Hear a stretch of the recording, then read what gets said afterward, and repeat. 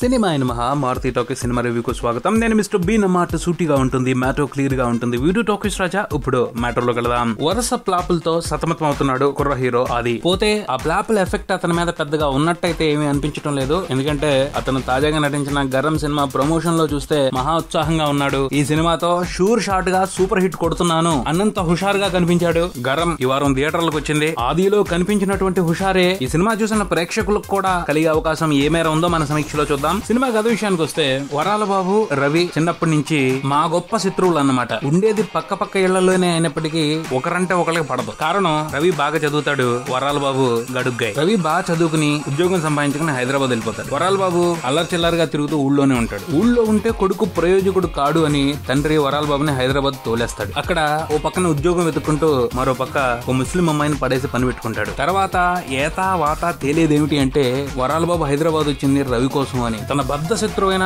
రవి కోసం వరాల బాబు ఎందుకు రావాల్సి వచ్చింది అన్న ప్రశ్నకు ఆన్సర్ ఈ సినిమా మిగిలిన కదా. సినిమా విశ్లేషణ విషయానికి వస్తే బాగుంది. అంటే సినిమా మొత్తం బాగుందని కాదు, సినిమాలో ఉన్న రెండు అంశాలు కొంతవరకు బాగున్నాయని చెప్పుకోవడం అన్నమాట. అవి ఒకటి హీరో ఆది, రెండు సినిమా సెంటర్ పాయింట్. ఈ సినిమా కోసం ఆది కష్టపడిన విధానం చాలా ఇంప్రెసివ్ గా ఉంది. గరం అనే టైటిల్ కి జస్టిఫికేషన్ ఇవ్వడం కోసం, విషయం లేని స్క్రిప్ట్ కు న్యాయం చేయడం కోసం అతను పడిన తపన అంతా ఇంత కాదు. విలేజ్ బ్యాక్ డ్రాప్ లో నడిచే మాస్ హీరో రోల్ ని ఇంతవరకు ఆది చేయలే. మాస్ కుర్రోడు అనిపించుకోవడానికి డైలాగ్ డెలివరీలోను తన బాడీ లాంగ్వేజ్ లోను కొంత చేంజ్ కోసం ట్రై చేశాడు. పూర్తిగా ఓ డిఫరెంట్ ఆదిని అయితే చూపెట్టలేదు, కానీ కొంతవరకు పర్వాలేదు అనిపించాడు. అన్నింటికంటే ముఖ్యంగా ఫైట్స్ డాన్సుల్లో ఎక్కువ గరం గరంగా కనిపించాడు. ఆది ఫైట్లు డాన్సులు బాగా చేస్తాడు అని ఇంతకు ముందు వచ్చిన అతని సినిమాలను బట్టే అర్థమైపోయింది. ఈ సినిమాలో కూడా ఆ విషయమే మరోసారి కన్ఫర్మ్ అయింది. అంతకు మించి ఆది ప్రత్యేకంగా ఏదో చేశాడు అని చెప్పుకోవడానికి అయితే లేదు. ఆ పైన ఆది స్క్రిప్ట్ మీద పూర్తి నమ్మకంతో ఉన్నాడు. జనాలందరికీ నచ్చే, వాళ్ళు విపరీతంగా మెచ్చే సబ్జెక్ట్ తో నేను సినిమా చేస్తున్నాను,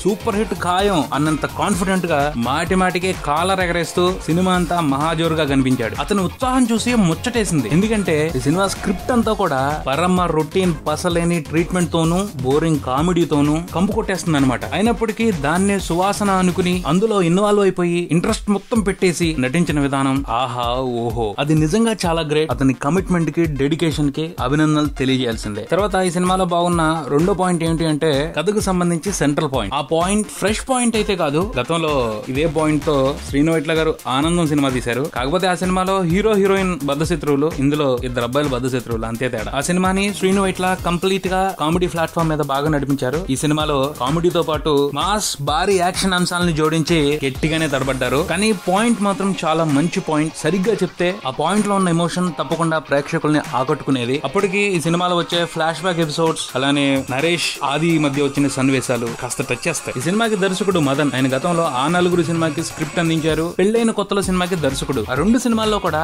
ఆయన సెంటిమెంటల్ ఎమోషన్స్ ని చక్కగా ఎలివేట్ చేసి నీట్ గా చూపెట్టారు. ఈ సినిమాలో కూడా సెంటిమెంట్ వర్కౌట్ అయ్యే సన్నివేశాలని బాగా హ్యాండిల్ చేశారు. కానీ కామెడీని, మాస్ ఎలిమెంట్స్ ని ప్రెజెంట్ చేసే విధానం పైన ఆయనకి కమాండ్ ఉన్నట్టు అనిపించలా. కానీ పూర్తిగా కామెడీ అంశాలతోనూ మాస్ ఎలిమెంట్స్ తోనే ఈ స్క్రిప్ట్ ని తయారు చేసుకుని దాన్ని ఎఫెక్టివ్ గా ప్రెజెంట్ చేయలేక చేతులెత్తేశారని చెప్పుకోవాలి మదన్. బేసిక్ గా వాళ్ళు ఈ స్క్రిప్ట్ కోసం సమకూర్చుకున్న స్టఫ్ అట్రాక్టివ్ గా లేదు. చాలా వరకు రొటీన్ కంటెంట్ నే అట్లీస్ట్ పాలిష్ కూడా చేయకుండా ఈ స్క్రిప్ట్ లో దూర్చేశారని చెప్పుకోవచ్చు. అలాంటి మ్యాటర్ ని ఎవరైనా అట్రాక్టివ్ గా ప్రెజెంట్ చేయడం కష్టమే. ఇక ఈ సినిమాలో కామెడీకి చాలా ప్రిఫరెన్స్ ఇచ్చారు, కానీ ఆ కామెడీ ఫ్రెష్ గా అనిపించదు. చాలా వరకు జబర్దస్త్ టీవీ ప్రోగ్రామ్ స్కిట్ లానే ఉంటాయి కామెడీ ట్రాక్లు అన్ని కూడాను. బేసిక్ గా ఈ సినిమాలో కామెడీ ఏంటి అంటే, కామెడీ ఆర్టిస్టులని మాట్లాడితే కొడుతున్నారు, మాట్లాడిపోయినా కొడుతున్నారు. పిచ్చి పిచ్చిగా కొట్టేసి ఇదే కామెడీ నవ్వుకోండి అంటారు అనమాట. ఆ తర్వాత బ్రహ్మానందంతో పీకే స్పూఫ్ చేయించారు. బ్రహ్మి అల్టిమేట్ గా చేశారు, కానీ ఆ ట్రాక్ ని ఎఫెక్టివ్ గా పండించలేకపోయారు. యాక్షన్ ఎపిసోడ్స్ ని బాగానే డిజైన్ చేశారు. విలన్స్ రొటీన్ గానే హడావిడి చేశారు. సాంకేతికంగా అన్ని విభాగాలు పర్వాలేదు అనిపించాయి. నటీనటుల అభినయం విషయానికి వస్తే,